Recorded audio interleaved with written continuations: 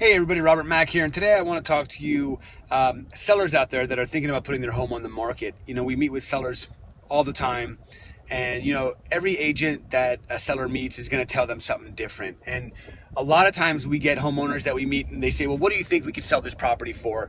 And we are always a very realistic team. We always give a realistic outcome and expectation because we want to make sure that when we tell our clients something that we don't let them down. We actually use real data, real trends to come up with something that we feel is a justifiable sales price. And a lot of times we'll tell our sellers something like that and they say, well, XYZ agent told us that they could sell the home for an extra $80,000 more. And I believe that every agent who meets a seller knows exactly what the home will sell for within, a 2 to 3% margin. Obviously, we can't account for a buyer who falls in love with the property and is willing to pay more than what it's worth. But for the most part, we all know that a home is going to sell for a specific price.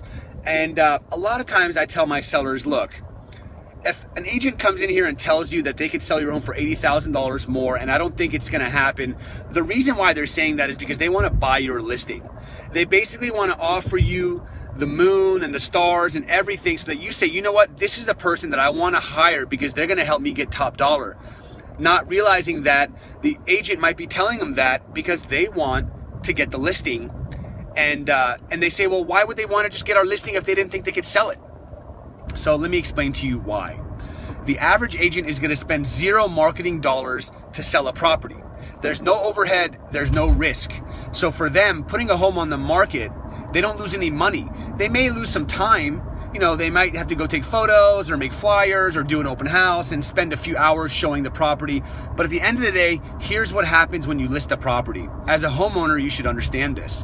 When your agent puts their property on the market, it goes on the MLS. And when it goes on the MLS, it gets syndicated to thousands of different websites.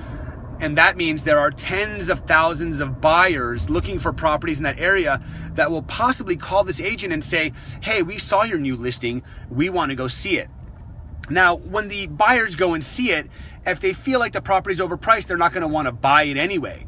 But here's what happens. The agent says, hey, I understand that you don't want to buy this property. I totally get it. But there are others like it for better prices.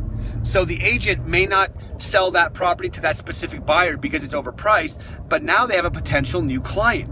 So what I tell my sellers is, you've got to be careful to not hire an agent based on price, but to hire an agent based on strategy, because there are tons of agents out there that will overprice a property to sell because they want inventory. Why? Because inventory brings leads and brings prospective buyers. And if they can't sell your home to that buyer, they'll sell them something else. So in a nutshell, when an agent takes a property that's overpriced, what they're doing is they're using that home to grow their business.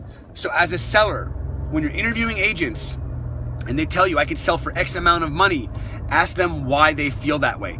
Ask them to show you the past sales in the neighborhood and let them know, if homes in my area are selling for $800,000, why do you think you can get $900,000? Tell me why. Tell me the reasoning behind it. And if they can't give you a justifiable reason, don't hire them based on the numbers. Because at the end of the day, you could waste 3 to 6 months, maybe even more, trying to sell an overpriced property.